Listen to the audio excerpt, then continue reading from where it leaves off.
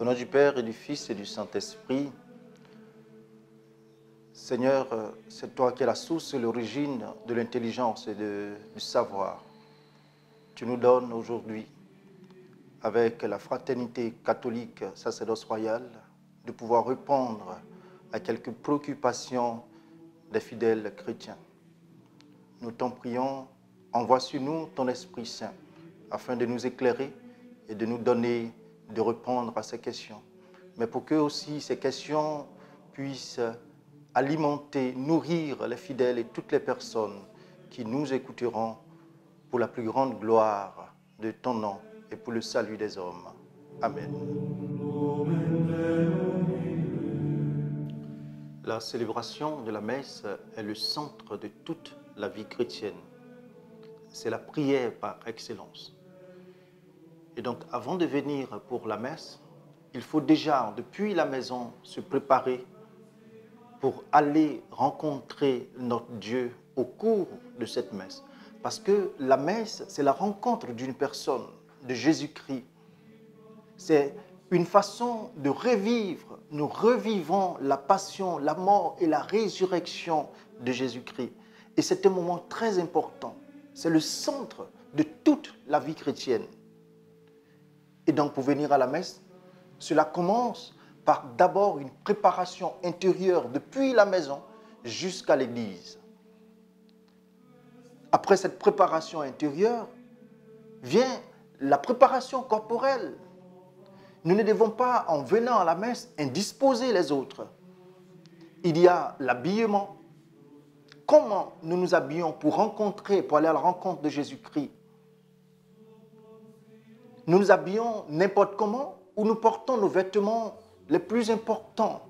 Il ne s'agit pas des vêtements qui coûtent extrêmement cher, mais nous devons être bien habillés et proprement habillés parce que nous venons à la rencontre de Dieu. Il y a certaines personnes qui, par leurs vêtements, peuvent indisposer l'autre.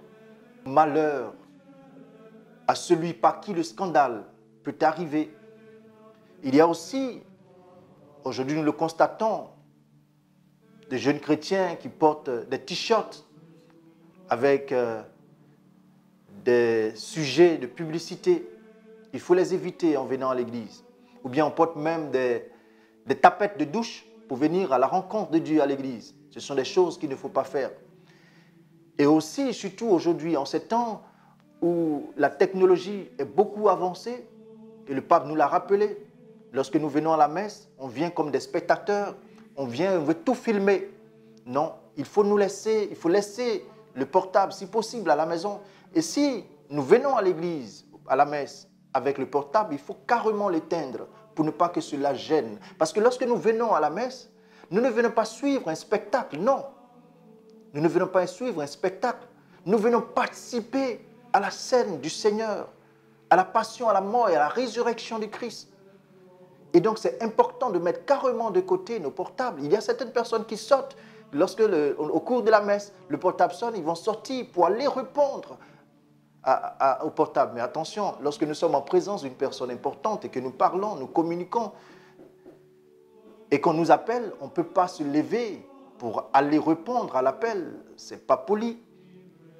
Il y a des personnes même qui mangent, qui causent, qui bavardent au cours de la messe. C'est des choses qui ne devraient pas se faire. Et donc la messe est d'une importance considérable. Il faut se préparer sur tous les plans, sur le plan moral, sur le plan spirituel, psychologique. Laissez, j'ai failli dire, de côté nos querelles à la maison pour venir à la rencontre de Dieu. Et c'est cela. Et quand nous venons ainsi rencontrer Dieu au cœur de la messe avec toutes ces dispositions, il est sûr et certain que nous repartons remplis de la présence de Dieu. Parce que déjà, nous nous sommes préparés depuis la maison et même depuis la veille pour ce rendez-vous d'amour, pour cette rencontre avec notre Seigneur.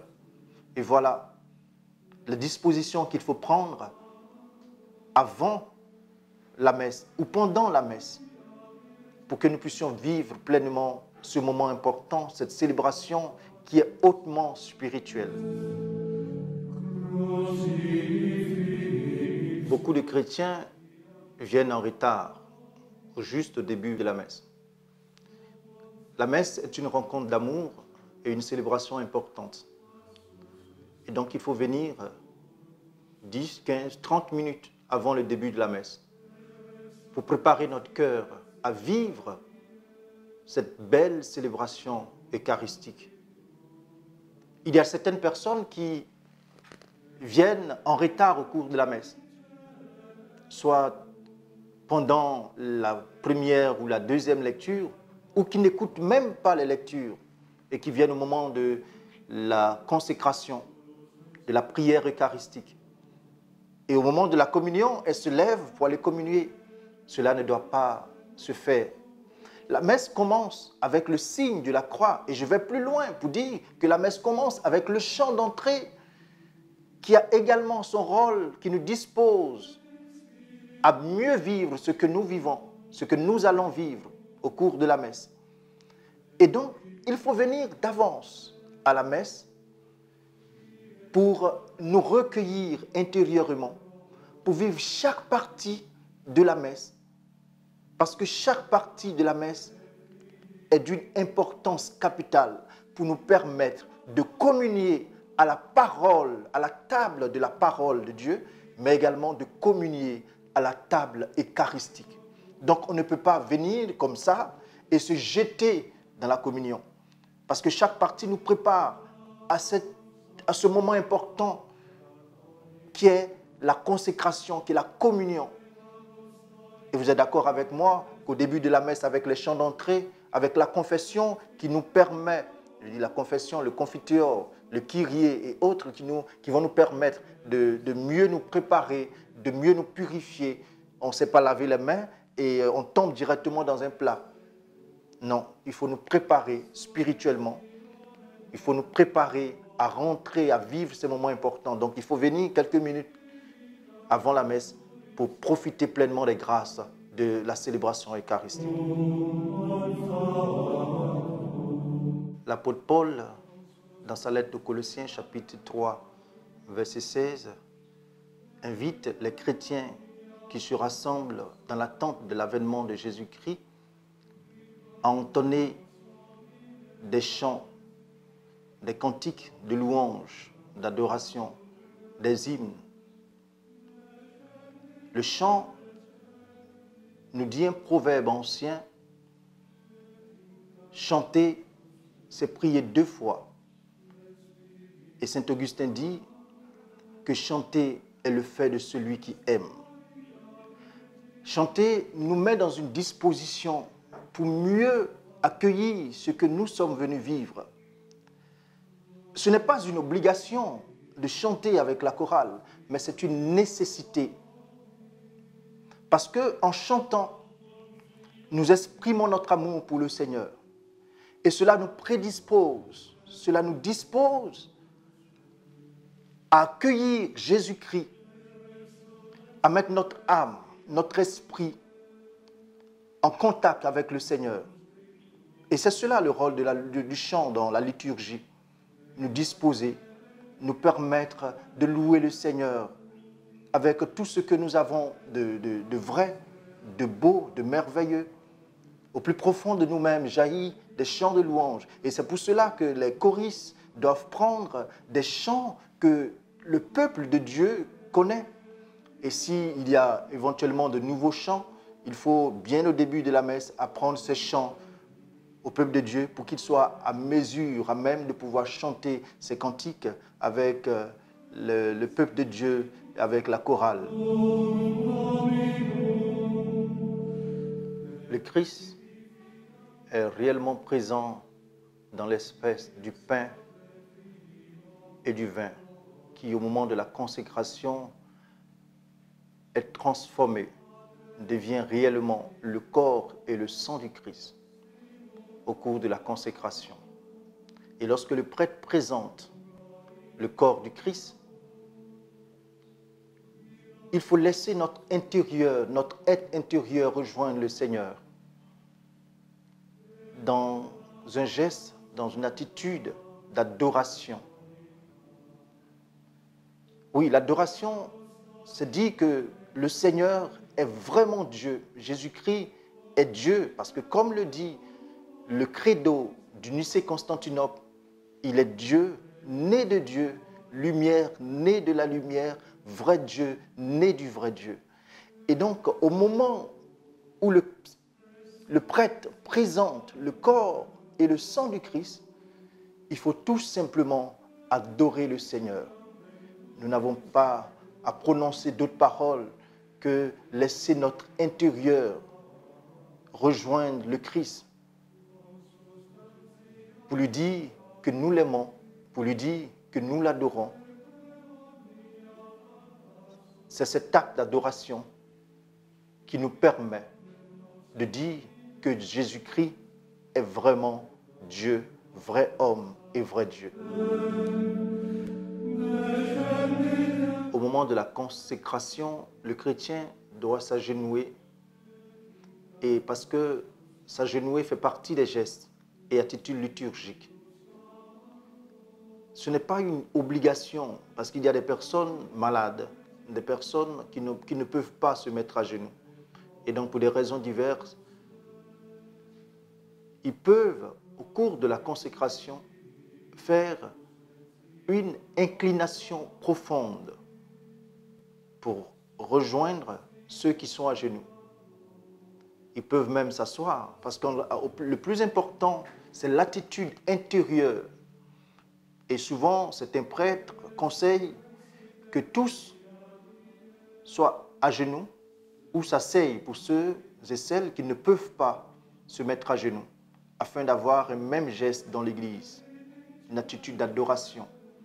Il y a certaines personnes qui, pendant la consécration, élèvent la main. Bon, je ne sais pas si cela est prescrit liturgiquement, mais le plus important, c'est suivre les prescriptions de la liturgie qui demande qu'à ce moment-là, on puisse se mettre à genoux et laisser notre cœur rejoindre cet acte, ce moment important qui est la consécration de ce que nous apportons, mais également du corps, de la communion, de l'espèce, du pain et du vin qui devient réellement corps et sang de Jésus-Christ. Il y a l'avant-messe, le pendant la messe et l'après-messe. L'avant-messe, c'est les dispositions que nous prenons avant de venir à la messe. Ça peut être depuis la maison jusqu'à l'église. Et le temps de méditation, de prière que nous prenons avant le début de la messe. Il y a pendant la messe. Vivre la messe, participer à la messe. Non pas rester là, contempler les choses de la messe comme si on était un spectacle. Et il y a l'après-messe. Il ne faut pas juste après la messe aller à la maison comme on sortait d'un maquis ou d'un restaurant. Il faut prendre le temps d'intérioriser ce que nous avons vécu. Il faut prendre le temps d'intérioriser la parole de Dieu, l'Eucharistie que nous avons reçue. Il est vrai que sur certaines paroisses, il y a beaucoup de messes. Et donc, juste après une première messe, vient une deuxième. Mais nous avons, dans la cour de l'église, des endroits appropriés pour une méditation intérieure avant de rentrer chez nous à la maison, tels que les grottes, les sanctuaires qui se trouvent dans la cour de l'église. Et même encore, lorsque nous n'avons pas la possibilité de méditer, d'intérioriser ce que nous avons reçu au cours de la messe et que nous devons nous rendre à la maison, dans notre chambre, dans le secret, devant notre sanctuaire à la maison, nous avons la possibilité de méditer, de revivre ce que nous avons vécu au cours de la messe. Et c'est très important. Ne pas sortir de la messe et aller vaguer à ses occupations. Il faut laisser la parole de Dieu descendre au plus profond de nous-mêmes pour que cette parole de Dieu, cette communion à Jésus-Christ puisse porter du fruit et du fruit en abondance. Frères et sœurs, nous avons parlé de la célébration eucharistique de la messe, qui est la prière par excellence. Et nous avons demandé à chacun de prendre les dispositions nécessaires pour bien vivre la messe. C'est important de mettre cela en pratique parce que lorsque nous venons à la messe, nous venons rencontrer le Christ qui est Dieu. En participant à la messe, nous sommes en communion avec tous les saints du ciel. Ne nous laissons pas distraire au cours des célébrations eucharistiques. Ayons les yeux fixés sur le Christ, car c'est pour lui que nous sommes là. Que Dieu vous bénisse et vous donne d'éloigner de vous tout ce qui peut vous distraire et d'aller toujours à l'essentiel dans votre vie. Et l'essentiel dans notre vie, c'est le Seigneur Jésus-Christ, qui est la source et l'origine de la vie.